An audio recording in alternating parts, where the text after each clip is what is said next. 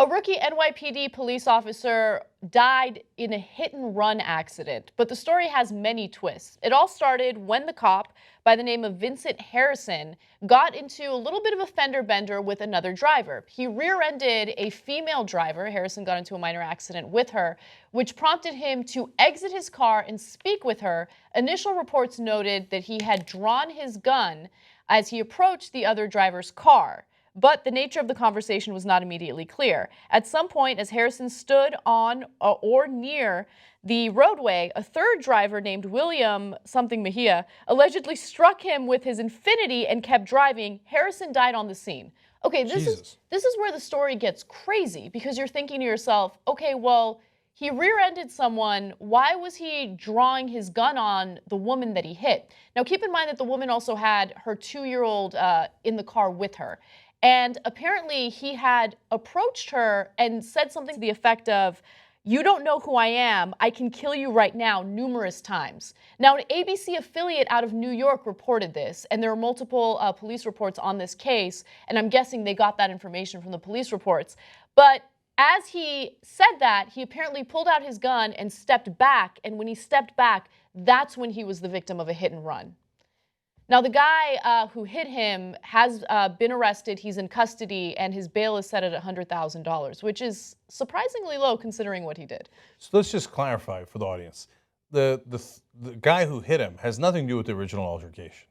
Has nothing to do with the original altercation. The original altercation was between him and a female driver. He rear-ended that driver.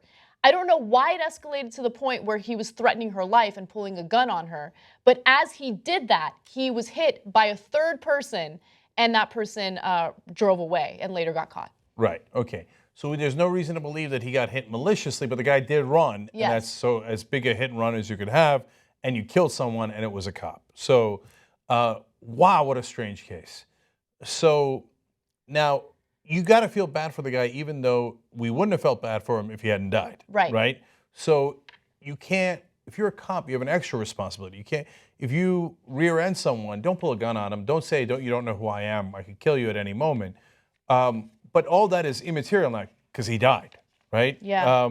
So he's a young guy.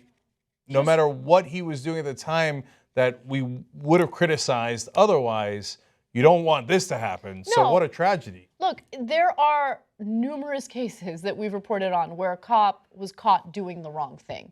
That doesn't mean that we want something terrible to happen to the cops. Doesn't mean we want them to die. Doesn't mean that we would celebrate anything terrible or tragic happening to them. It's not like we're right-wingers who like to sell armor-piercing bullets that are called cop killers. Correct. Right? No, we're the left wing. We want everybody to get along. Exactly. But you also want to make sure that you solve any type of systemic problem that occurs within these police departments. Now, the NYPD has been in the news pretty much every week with these types of stories, where a cop is abusing his power, there's excessive force used. This is a 25-year-old cop. He was a rookie. He was new to the force.